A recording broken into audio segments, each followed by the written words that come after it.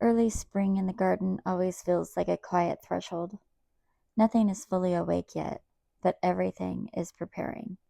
This is the time when a lot of the invisible work of the garden begins. Today, I'm starting the bulk of my victory garden seeds indoors in trays, where they'll grow under lights until the weather warms up. In a couple of weeks, we'll begin direct sowing in the garden beds. But for now, the season starts here at the seed table. The idea of a victory garden goes back to the gardens planted during wartime, when households grew their own food to support their communities and strengthen food supply. But the idea still feels incredibly relevant today. A victory garden isn't about perfection. It's about participation in your own food system. Growing even a portion of your own food changes the way you relate to the seasons and to the land around you.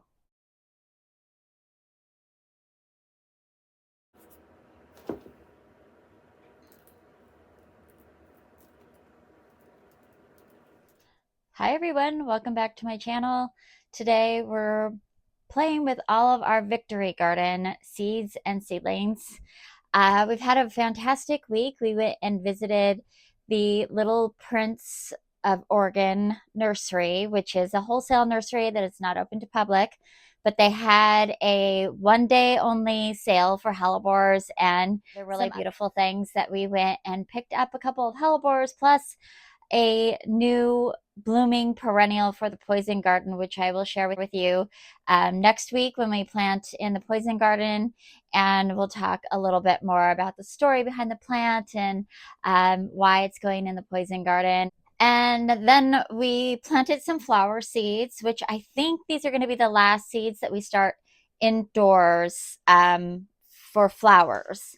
So we started some more Texas bluebonnets because my bluebonnets did not come up in the greenhouse. So I'm going to try keeping them in the house on a heat mat to get them germinated and then just keep them a little bit more warm until they're up a little bit further and it's warmer outside. We also planted some celosia vintage rose from Floret, which I'm excited about. We did some marigolds. We did Queen Sophia. I made the traditional orange, but it has like a deep red, like inside the petal. We also planted up some ruby moon hyacinth beans, which I'm really excited about. They're such a beautiful flower. And then we did some zinnias. So I did Victorian Wedding from Floret, which will go in our Victorian morning garden that we are starting to develop a little bit this year. We're just kind of playing with the idea. We're not really doing the structures of that garden yet, but I'm really excited about it. So I had to plant something.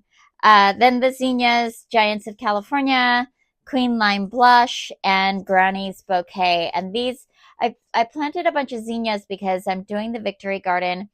And zinnias and marigolds are really fantastic flowers to grow as trap crops for attracting pests away from your vegetables and onto those um, beautiful flowers. Plus, they give you a really fun pop of color when vegetables don't really give you a lot of variety in color. So, I also wanted to address these nightshades that are growing in my kitchen. They are very, very happy. They're just going crazy. I have cucumbers and tomatoes. These are the oh, I'm gonna forget the name of the tomato. Orange hat. And so these tomatoes are almost at their full size. They only get 6 inches tall by 6 inches wide. So a couple inches short on the tallness. And so before we go too far along, I want to pinch them so that they're nice and bushy. I even have one in flower, which I might just leave alone and just see if I could get tomatoes growing or, actual tomatoes come into their fullness in my kitchen early spring. That would be really fun. We also have some eggplant that I want to pinch and some peppers that I want to pinch. So we're going to do that really quick, and then we're going to plant out the bulk of our Victory Garden seeds that will be growing inside. After this, don't quote me, but I think in 2 weeks, we'll start planting seeds outside. We'll start planting plants outside. And I cannot wait. My greenhouse is full. I need to get some of those pushed out of the greenhouse and into the garden so I can have my annual flower order come in. It's quite the merry-go-round juggling. I never grow this many vegetables, so it's taking up a lot of real estate in my home setup space, indoors and outdoors. So it's definitely a lesson for me. Lesson number one is I started these nightshades way too early. They did not need to be started that early, considering the fact that I'll be keeping them in the house until after Mother's Day, because the temperatures in my climate won't be conducive to even in the greenhouse. These will all live in my greenhouse all summer long. And even my greenhouse isn't going to be really warm enough all day long and through the night to keep these guys happy until after Mother's Day. So I'm trying to keep them happy in my kitchen under grow lights, which it's a struggle. It's a struggle. Because these, you could see they want to get really tall. There's not that much space. I might have to just move my shelves out of there so that the plants can grow up underneath those grow lights. I'm just going to keep playing with them. I don't know. But for sure today, I'm going to move these seed packets out of the way. I'll put them away soon. I need to clean my pruners before I cut these back. And I picked up this product at the Northwest Flower and Garden Show in Seattle when I went up there. This is by a company called Retain. And this, I already opened up one package. I bought 2 packages. I put one out in the garage where the majority of my tools are. But I thought it'd be nice to have a package inside too. For when I'm handling my houseplants mostly. But this company, Retain, makes this cleaning product for your tools that is oregano oil based, not alcohol based. So it doesn't leave alcohol or water liquid in all of your, like, your rivets and your joints, which is what causes rust on your tools. So I am really excited about this product. It is, I'm hoping, a game changer, because here on the Oregon coast, our tools rust really fast. Just grab this towel. And the other thing is, if this product does get on my wood table, it won't matter because it's just oil, not alcohol, so it won't dry it out.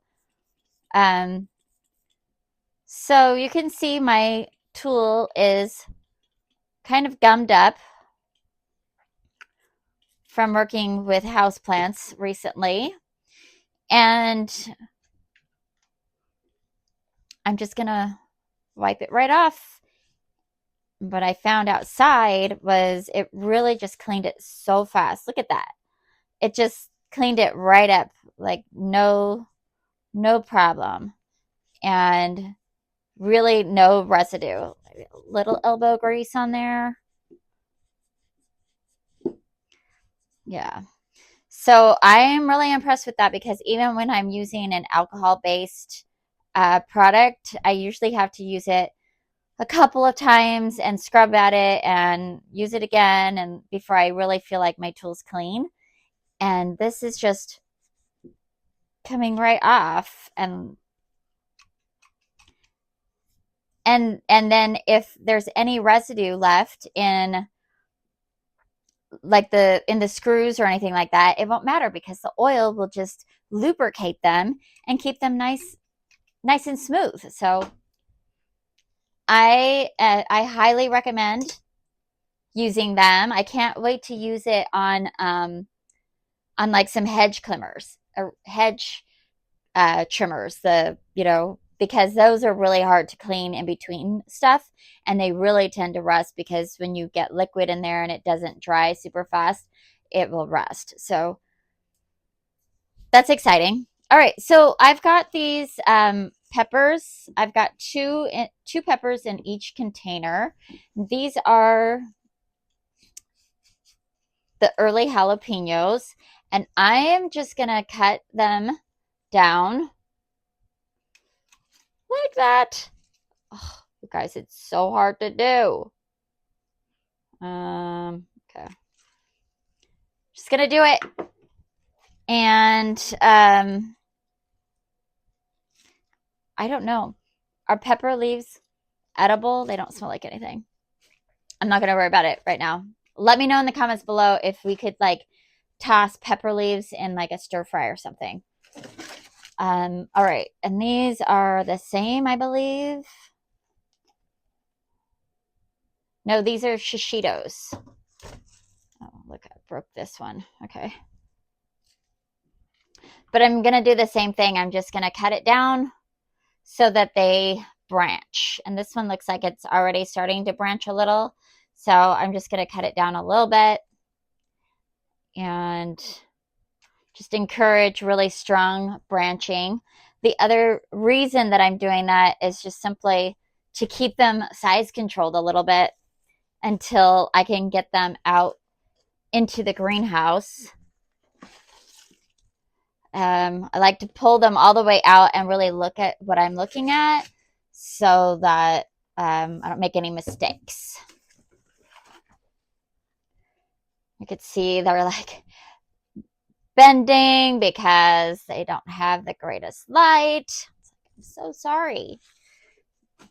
Next year, if I grow veggies or any nightshades, I will know that I will probably start them in March. These all got planted in January. So, and like, I don't know, do you pinch eggplant? I'm going to do one and see what happens. Because I just don't know. And since I have 4 and I don't think I need 4, I'm just going to pinch one eggplant in each container and just see what happens to the ones I pinch. Okay, it looks like I have one more pepper. Okay.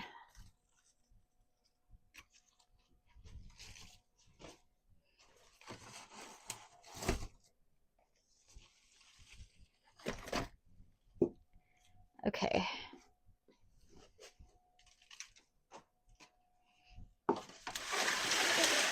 Now I know that I can't cut back my cucumbers, so yeah, they're just gonna have to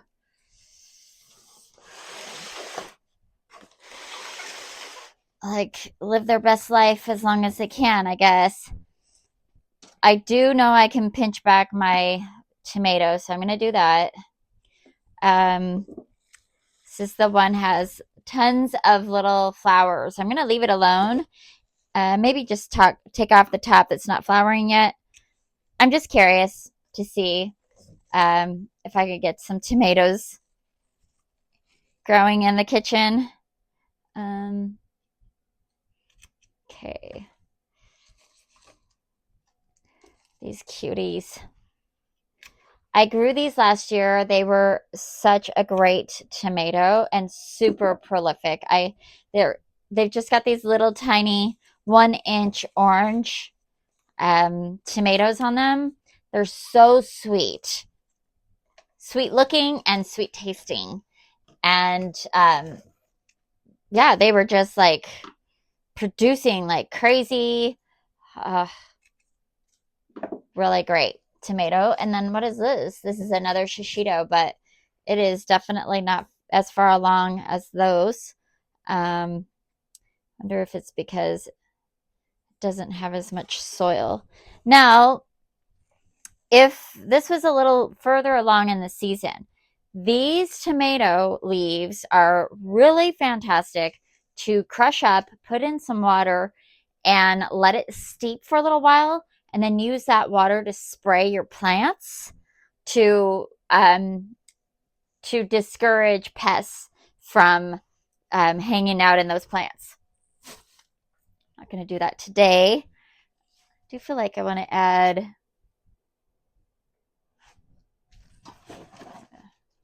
a little bit of seed starter mix right here from my last project. I'm just going to add some soil because it looks like it's pretty low in there. Let's see if that helps it a little bit at all. I don't know. It does have several true leaves, so really I could go in and go ahead and just pinch that off too. Just let the peppers live together, I guess. Okay. And then these are my cucumbers. They're just like, look at these. They even have like little flowers starting to come. It's wild. All right, I have been fertilizing them, not as often as I fertilize the babies in here because I can't let them get huge, but I do want their leaves to be nice and dark and green, and they are heavy feeders. They do want food, so I don't want to starve them. So they're getting a little bit of fertilizer, but I think so far I've been fertilizing them like every other week at half strength just to give them a little something.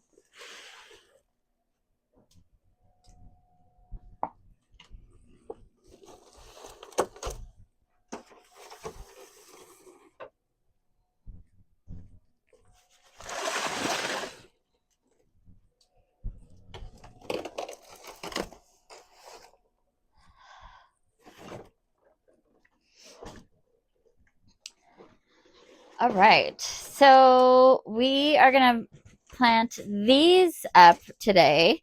I put the labels out just so I could remember how many of everything I want, but we're going to do Kentucky Wonder Pole Beans.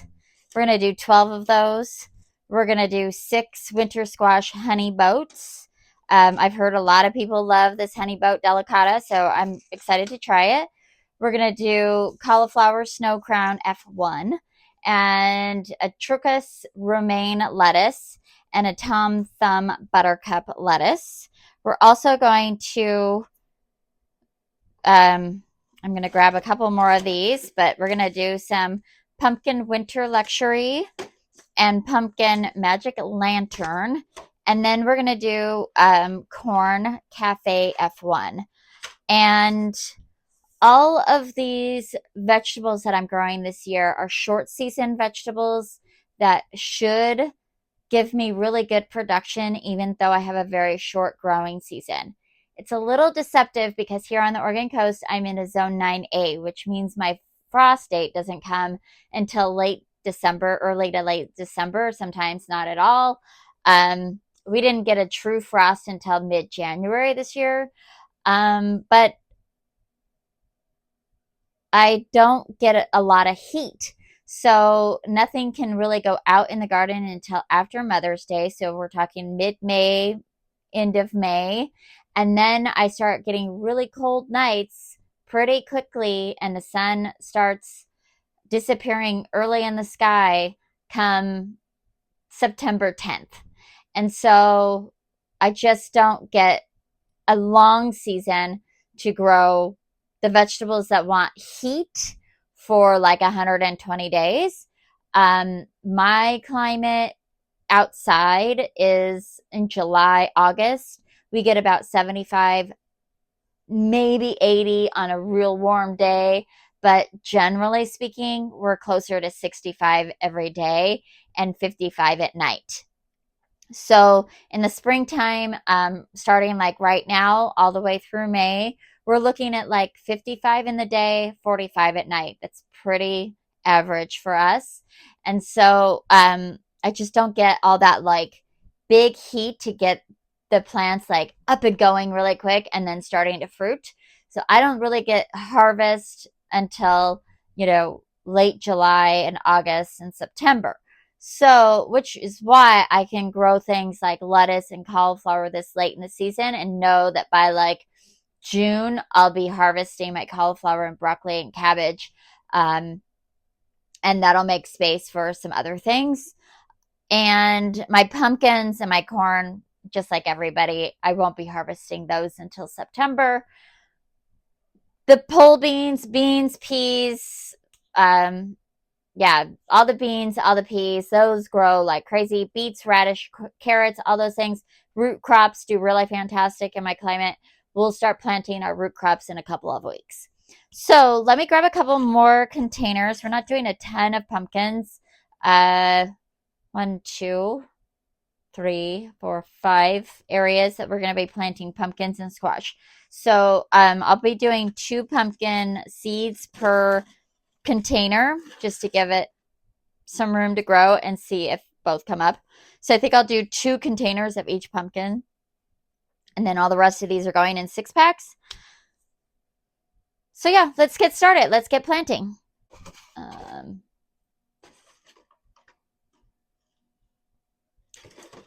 Actually, let's just do this.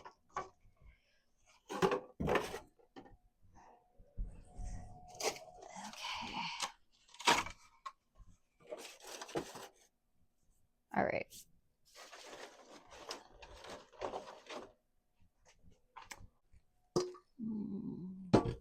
Okay, before we get too far along, I'm trying a new seed starter medium from the coast of Maine.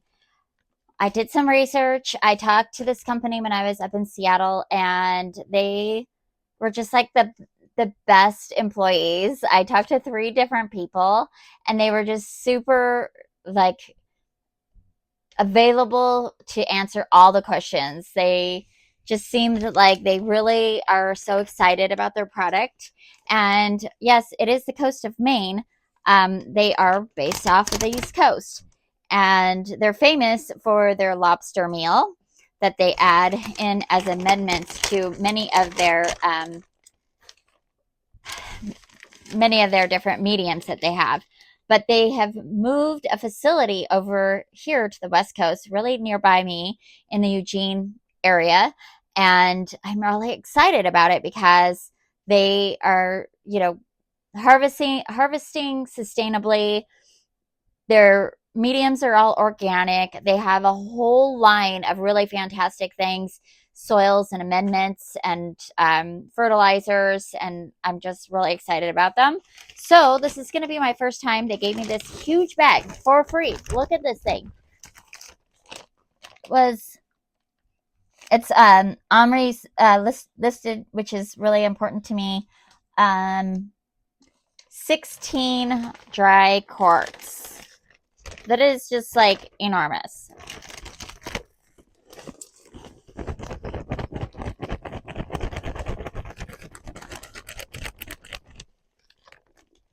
What is this? It's like a root or a vine. Okay.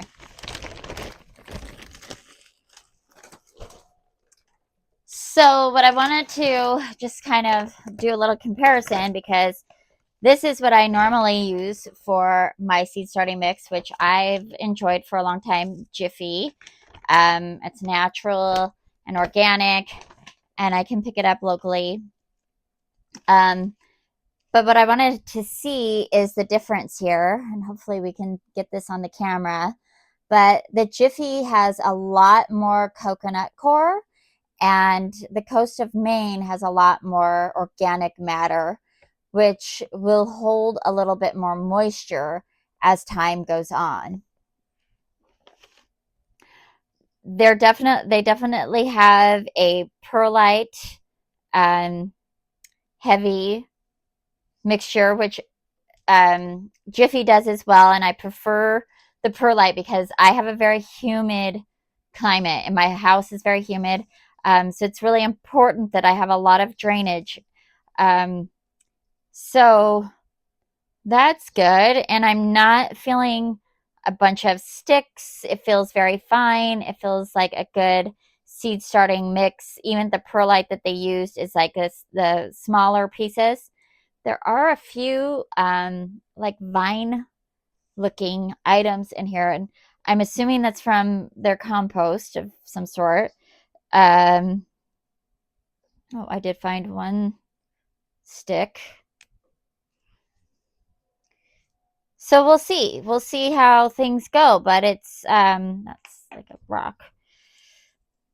Might be one of these things where do I need to sift this? I don't know. I do find an occasional, you know, stick in the Jiffy as well. It's not I picked up a seed starting mix, some generic seed starting mix at I think Home Depot or something like that, earlier in this season, and I was really disappointed because there was so many big chunks in it, and I didn't realize it until I started using it, and I didn't screen it, and it made a big difference on my germination rate because seeds cannot come up through big, hard, chunky things. That's why the seed starting mix is so important, that it's super fine and the seeds can, those little tiny baby seeds can germinate. So there was a few little chunks in here, but nothing that I'm like overly concerned about. So that's cool. I will, of course, pre-moisten the soil, which is always important to do when you're starting your seeds, because you want to make sure that the seeds have really good contact with that soil. They get started with germinating. You know, I've talked about this on this channel many times. I don't talk about it every time we start seeds, but since I know this is like a big week to start your vegetable seeds in most regions, like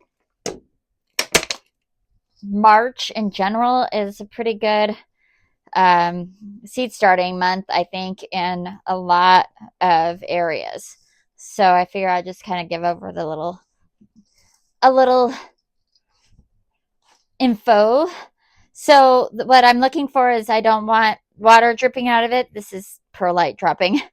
There's no water dripping, and it's pretty much holding together. I keep mine just a little bit dry, just because I know how moist my environment is. Okay. Have a little. Woo! Okay.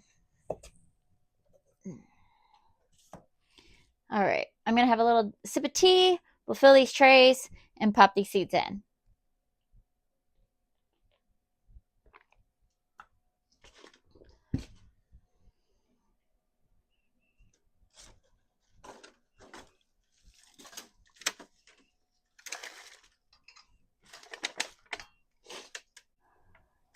Before I started all of these seeds, I took a trip down to the Little Prince of Oregon Nursery for their open house.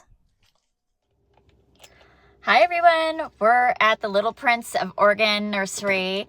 They're having their hellebore open house today. We're going to take a walk around and I'm just going to show you what we see and see what we come home with. I'm looking for some jewel-toned hellebores and some pulmonaria, lungwort for sure. But we'll see what else they have because this is actually a wholesale nursery and they're not always open.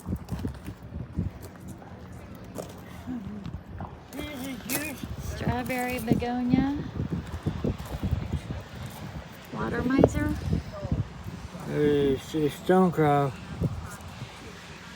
Cool. These ones have a little white.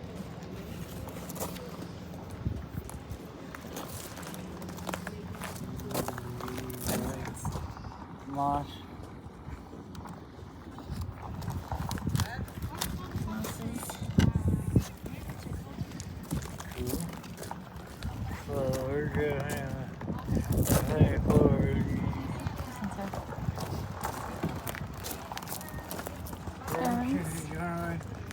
What kind of herd? What kind of herd are you looking at?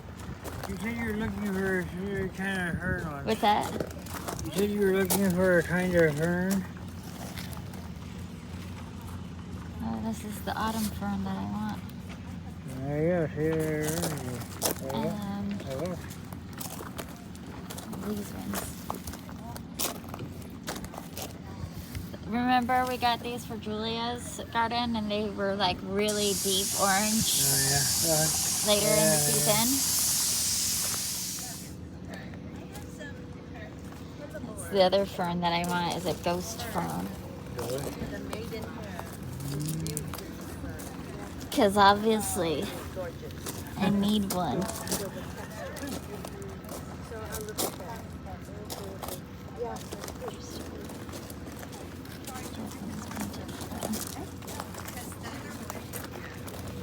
Lady fern.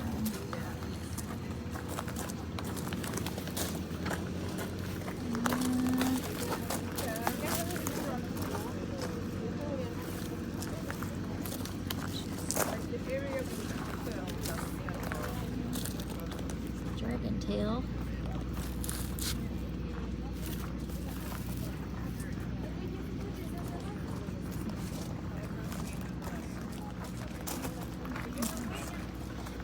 I know that they have a red one. This.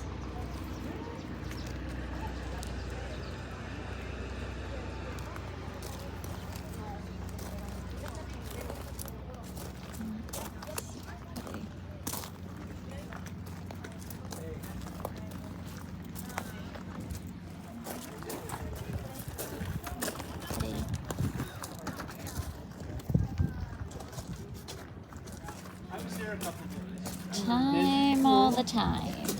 It's a variegated one. Yeah. It's pretty. Highland cream. Cute. Highland cream. It's a cool color. It is a cool color. It doesn't smell as strong as some other ones.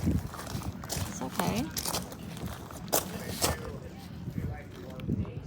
Double alpine geranium.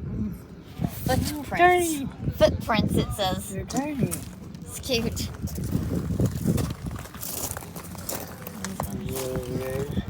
That's the brass buttons that we have in other places.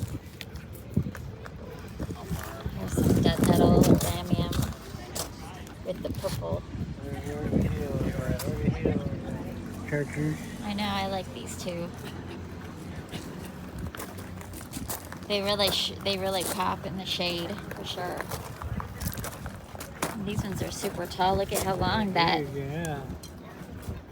group is. It's nice and strong too. Cool. Awesome. I like it. These two are different types of lungwort. I'd like to get a couple of different kinds. Right?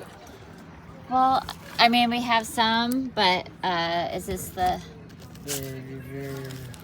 Very I don't know that we have shrimps on the Barbie specifically. Which this one, Jenny from Creekside talks about a lot.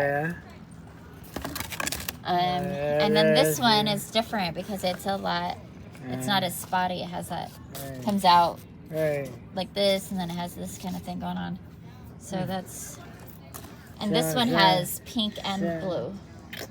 Semi-variation. Well, it says it's a scimitar.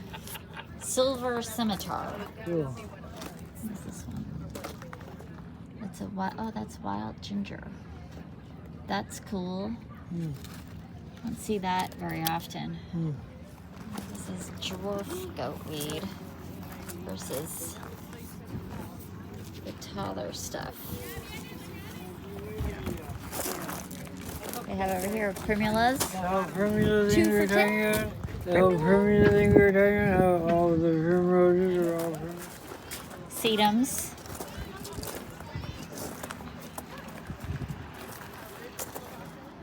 They've been well known for their sedums for a long time.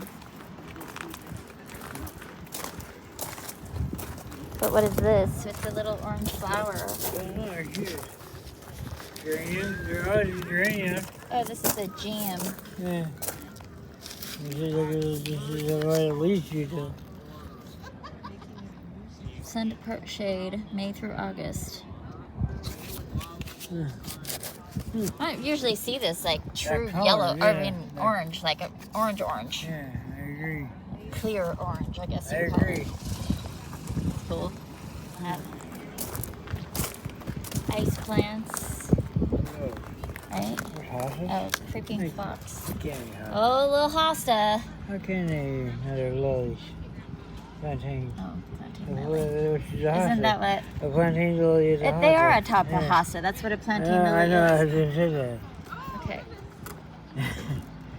You don't listen. This one is fantabulous. We don't have a fantabulous, honey. Yeah, it's small enough to go in that area by the pond. It's small enough to go in that area by the pond. 17 inches tall, 40 inches wide. Okay, 40. You'll never get it. This is a creeping fox. Yeah. These guys tend to rot in our garden. I need a replacement white for my moon garden. There you go. Let's just see what they have. Oh, this one's pretty. Painted. What are you talking out with? For this one, look at that. Yeah. That's cool. Look at that.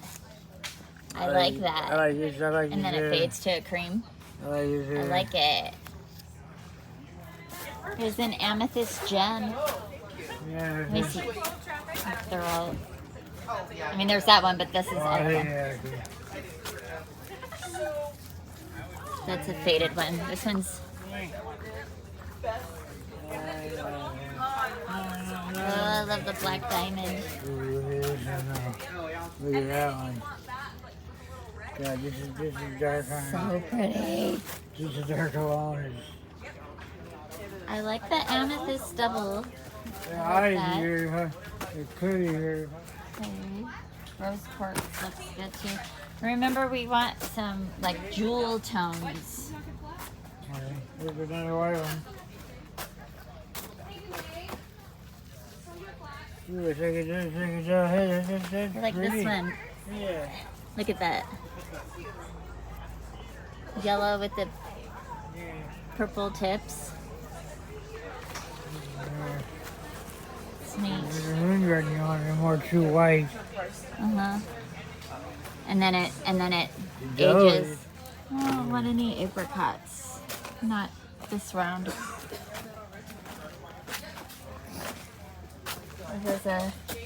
Here's a dark double. Yeah.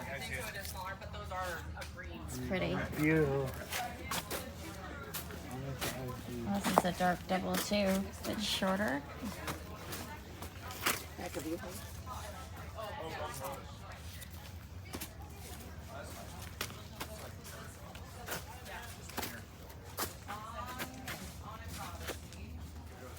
Oh, look at that. That's neat. Yeah. Spiky. That's cool. Cool. I like it.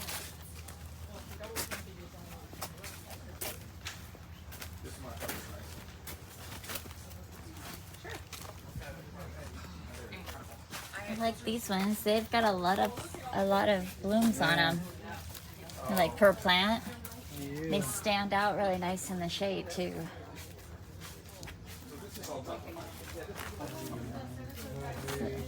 This golden lotus probably looks really good in the shade as well. Yeah. Yeah, just check your phone line.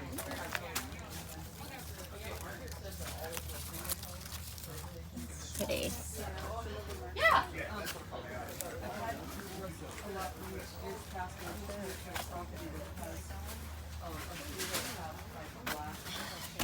This is what I'm talking about, jewel tones. Oops, sorry. Sorry, I had set our tray down. Oh.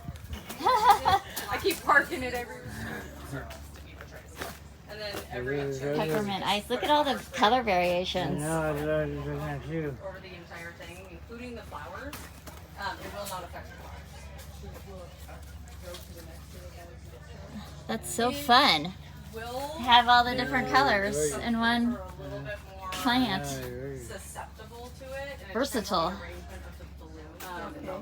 And if the blooms The one we lost was like Jacob's something or Oh, another. yeah, right. You diamond. They're not old enough. I like it. I like the room style. That's a spent one. Look at it like that one over.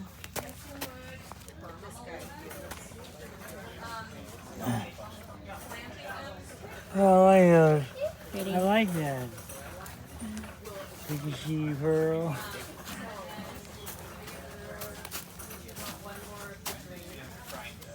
Thank you.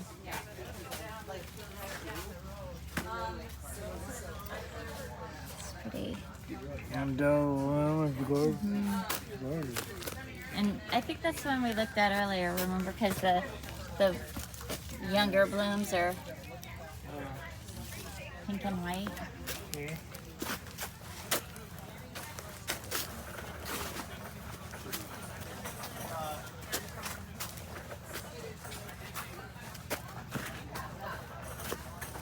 Yeah, because remember we were looking at the ones that were like kind of yellow on the edge and then dark in the middle. Right.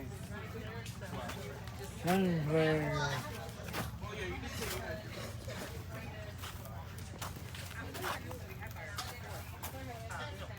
Pretty. Cute little margins.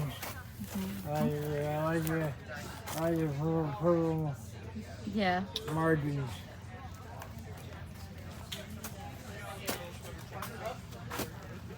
The berry swirl sounds promising.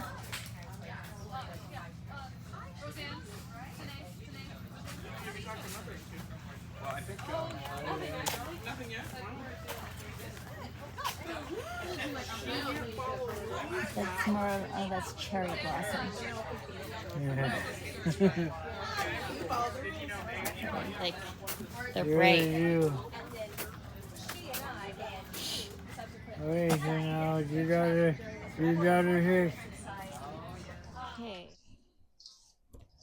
It's always inspiring to walk through greenhouses and trial gardens and other nurseries and see the incredible range of plants that they grow. While I was there, I also picked up something special for our poison garden. One of the perennials that will be blooming this month. I'll be sharing that plant and the stories around it in next week's video. But today, we're focusing on the plants that sustain us. I'm also paying attention to the rhythm of the moon when I'm working in the garden or I'm planting seeds.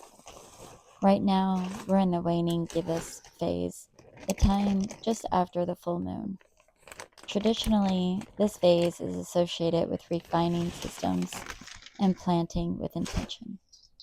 It's time to organize, prepare, and strengthen the foundations of the garden. So instead of rushing the season or planting everything all at once, I'm focusing on thoughtful preparation. Planting the seeds that will carry this garden through the growing season is one way that I am doing that. Planting seeds always feels hopeful, but a victory garden carries another layer of meaning. It's about remembering that we can still grow food close to home. That small act of cultivation still matters. One tray of seedlings, one garden bed, one season at a time.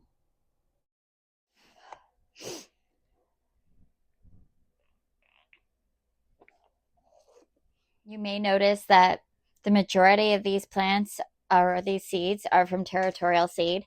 They are out of Cottage Grove, Oregon, which is nearby Eugene, also nearby where the new Coast of Maine facilities are. And I've been growing from Territorial Seed for the last 20 years.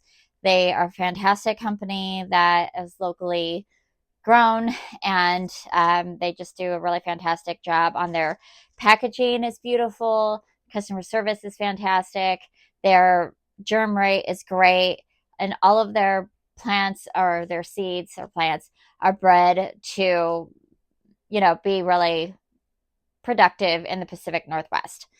So, highly recommend Territorial Seed. I'm not sponsored by them, but I'd love to be.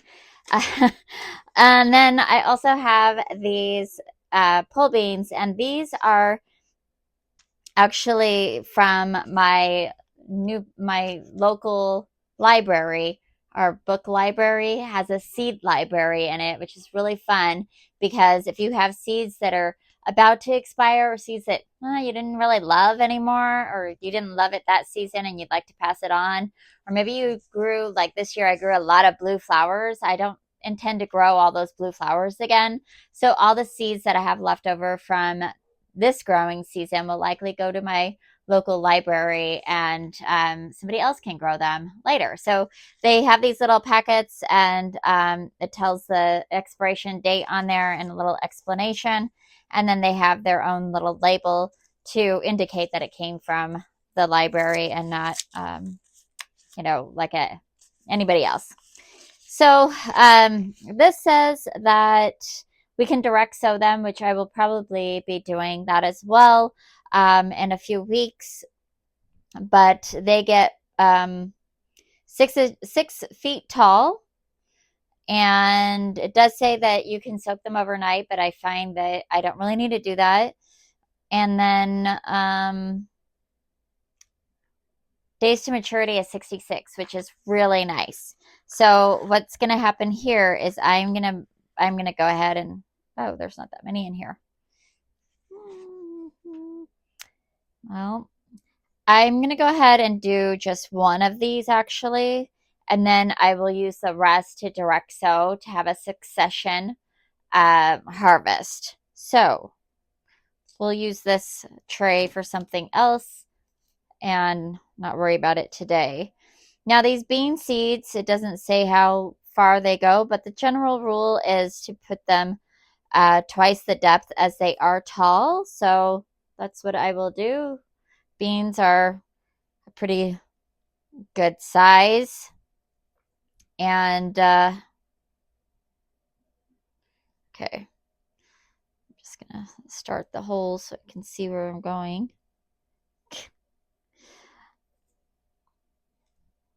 Okay.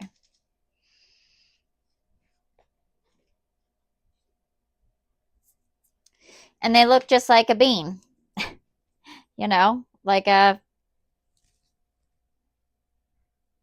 bean that you would eat. So there's that. We'll do cauliflower next, and these are an early variety, 6 to 8 inch heads, 50 to 60 days, which is awesome. And they want to be a 1/4 inch deep. So I'm just going to make a little shallow depression here. And because I'm not really familiar with the cauliflower, I'm going to go ahead and put 2 seeds per cell. I've never grown cauliflower in my garden before, so this is exciting. We eat a lot of cauliflower.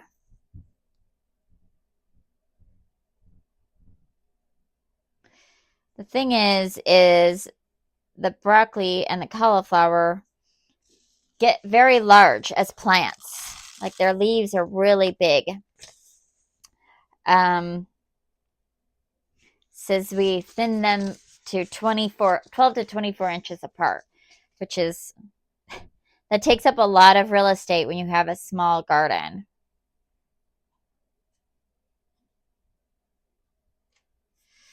All right, then the next one I'm going to do is the honey boat delicata squash. This is 100 days. It is a winter squash. It will save nicely, and they're small, 1.5 pounds or so, which is kind of nice. This wants to go 1 to 1.5 inches.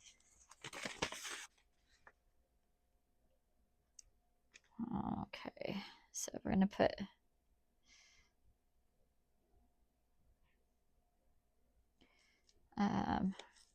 Make sure that they're plenty deep enough.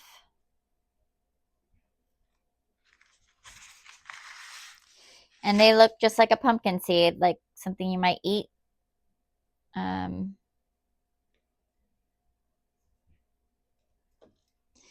Put a couple in each square just in case.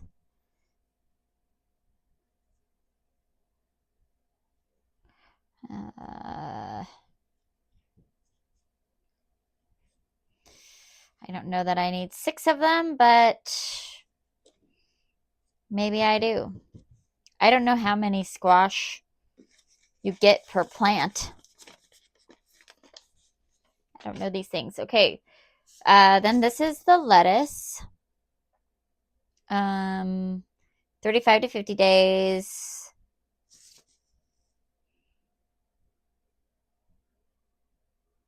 Eighth of an inch deep. They can germinate when soil is as low as 40 degrees. Wow. So we won't be putting these on heat mats, but some of these other ones will need to go on heat mats. So we'll just sort of move things around as needed. I'm just going to make little shallow bits there. And lettuce is really tiny, so I'm just going to shake it in there. And then we'll thin it out later.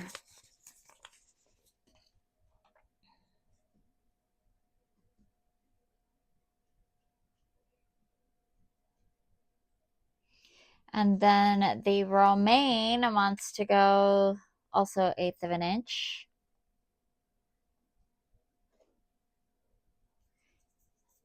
"45 to 55 days. I've also never grown romaine. I've grown lots of different types of lettuce, but never romaine.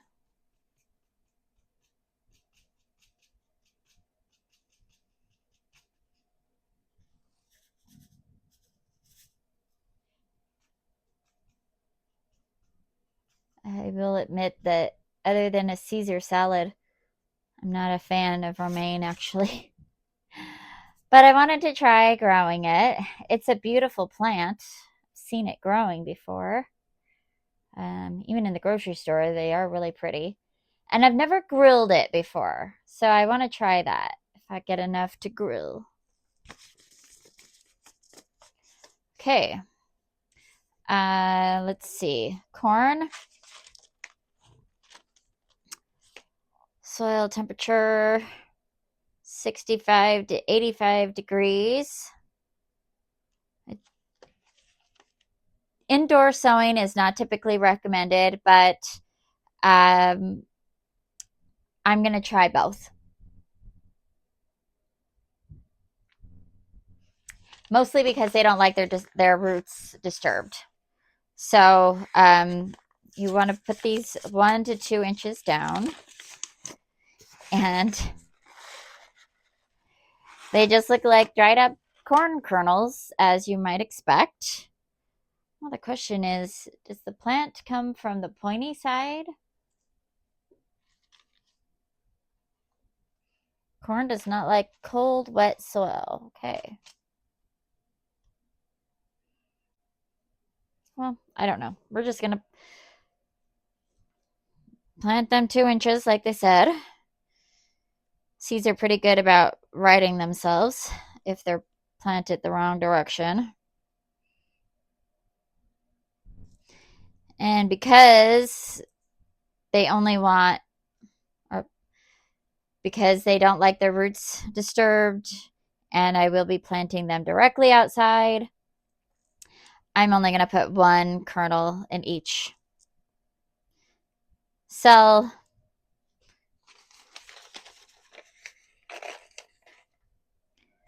Okay, I'll just cover those up. I think what I'll do is switch the corn and the lettuce so we could put the corn on heat mats and get them going. go.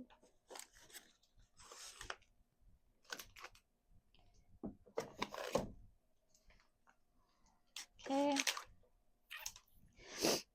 And then we've got pumpkin winter luxury. This is 105 days. They get 6-pound fruit. And this one, the variety dates back to 1893. It says they rediscovered its exquisite pie qualities, which is probably what I bought it for, is the pie. Start 3 weeks before your last frost, 3-inch containers.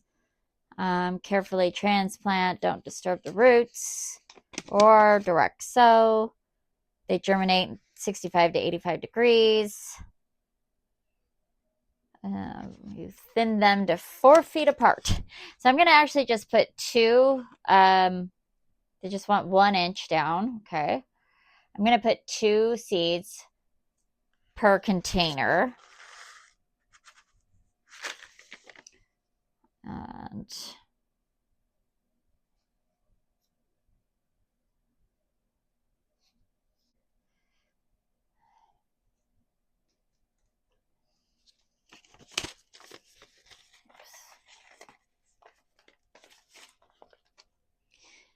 And then this is the last one, Magic Lantern Pumpkin. It's good for carving, and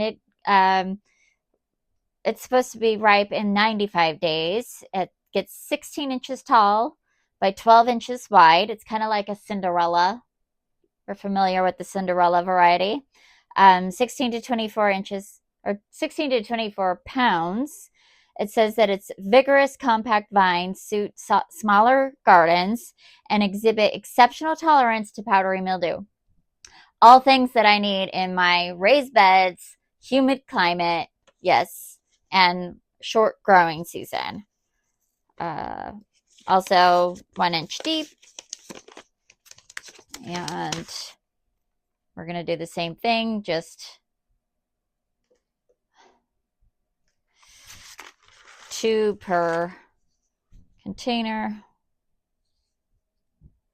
Because I don't need 8 pumpkins anyway. So, I'll either give some away or I'll pinch them off, whichever. I just want to make sure I at least get 1. Okay.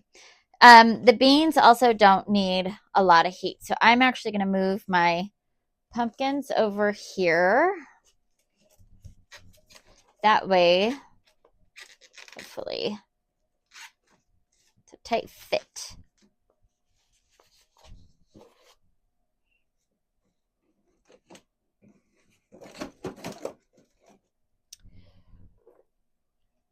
Okay.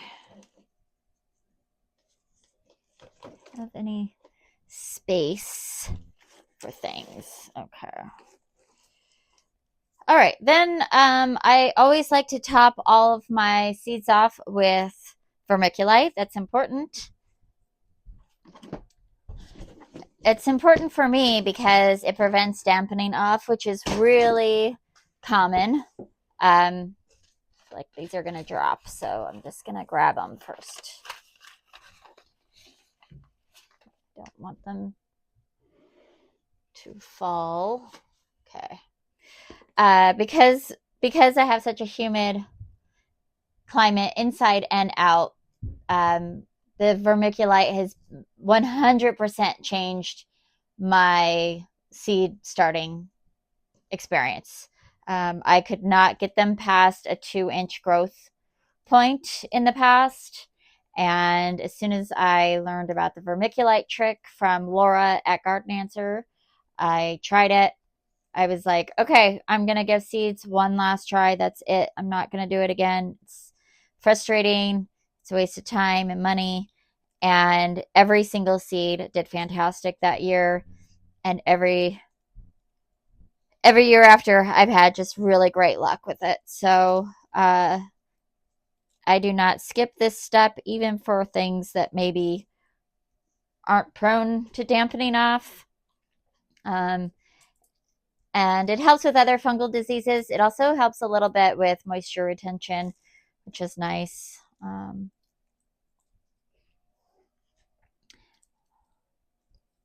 And all of these seeds got buried, so I can put as much of the vermiculite as I want on there.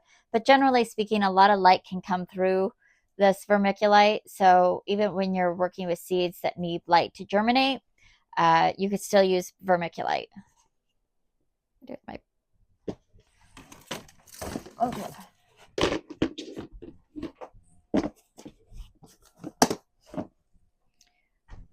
All right, I'm going to water these in. These guys are just going to stay here in the studio, which is staying around 65 degrees. And because I have a little heater on, I do have a fan going when I'm not filming. And then, but no bottom heat in this room. And they have grow lights, obviously.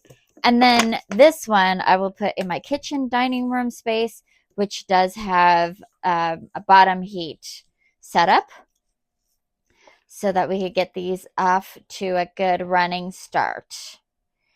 I'm so excited. We're almost at the end of seed starting season, and we can move into the garden proper, which is my favorite place to be.